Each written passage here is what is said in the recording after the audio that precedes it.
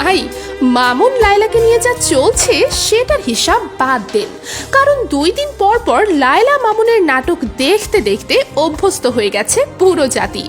Social মিডিয়ায় ঢুকলেই লায়লা মামুনের ক্যাচার লেগেই থাকে। এখন আসি নেট দুনিয়ায় ভাইরাল তরুণী অনামিকা ঐশীর কাছে।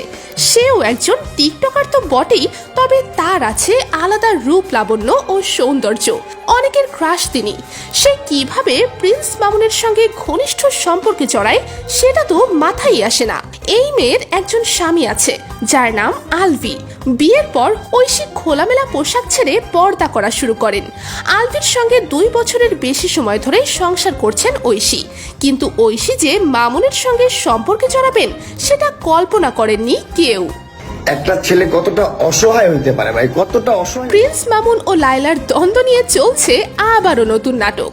লায়লা নাকি মামুনকে স্ক্যান করে তার ফোনে থাকা সমস্ত কিছু ট্রান্সফার করে নিয়েছেন, আর সেখানেই লায়লা দেখতে পান ঐশীর সঙ্গে ঘনিষ্ঠতা।